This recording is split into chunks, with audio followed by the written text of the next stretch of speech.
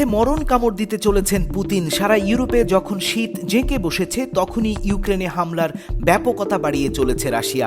ব্যাপারটি এমন দাঁড়িয়েছে যে ইউক্রেনীয়দের এবার শীতে জমিয়ে মারার পরিকল্পনা নিয়েছেন পুতিন। তারই অংশ হিসেবে 28 নভেম্বর রাতে ইউক্রেনের বিদ্যুৎ অবকাঠামো গুঁড়িয়ে দিয়ে 10 লাখ ইউক্রেনীয়কে গভীর অন্ধকার আর শীতে ডুবিয়ে দিয়েছে রাশিয়া।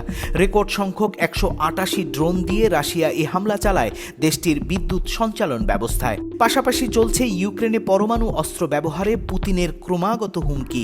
হাতে যে ওরেশনিকের মতো আরও নতুন ব্যালিস্টিক মিসাইল মজুদ আছে এই বলে জেলেনস্কির ঘাড়ে গরম নিঃশ্বাস ক্রমাগত ছাড়ছেন পুতিন।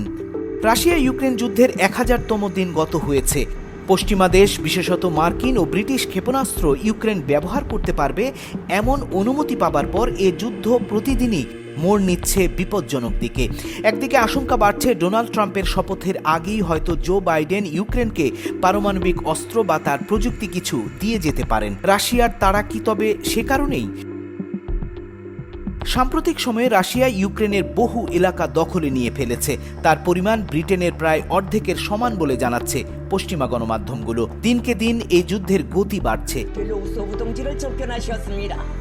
এই যখন বাস্তবতা, তখন উত্তর কোরিয়া সফরে গেছেন রাশিয়ার প্রতিরক্ষা মন্ত্রী আন্দ্রেই বেলোসভ। রাজধানী পিয়ংইয়ংয়ে দেশটির নেতা কিম জং উনের সাথে বেলোসভের বৈঠক কি গুরুতর কোনো কিছুর ইঙ্গিত দিচ্ছে?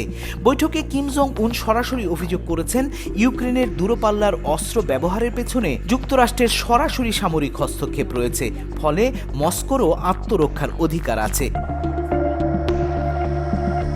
30 নভেম্বরের এই বৈঠকে কিম প্রতিশ্রুতি দিয়েছেন রাশিয়ার সঙ্গে সামরিক সম্পর্ক তিনি আরও সম্প্রসারণ করবেন, যার ভিত্তি হবে পুতিনের সঙ্গে কিমের প্রতিরক্ষা চুক্তি।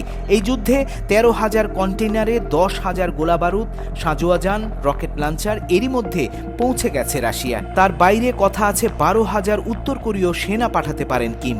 এর মধ্যে উত্তর কোরীয় সেনাদের জন্য একটি ইউনিট তৈরি করে রেখেছে রাশিয়া। 4টি ঘাঁটিতে কিছু সংখ্যক কোরীয় সেনারা প্রশিক্ষণও নিচ্ছে। তবে বাকি সেনা সংগ্রহের আলাপ সারতেই কি কিমের সঙ্গে বেলোসভের এই বৈঠক? উত্তর কোরিয়ার তরফে এ নিয়ে কিছু জানানো না হলেও আন্তর্জাতিক বিশ্লেষকদের ধারণা এই শীতে ইউক্রেনকে মরণ কামড় দিতে চলেছেন পুতিন। যে কারণেই উত্তর কোরিয়া এমনকি ইয়েমেন থেকেও সেনা সংগ্রহে মরিয়া হয়ে উঠেছে রাশিয়া।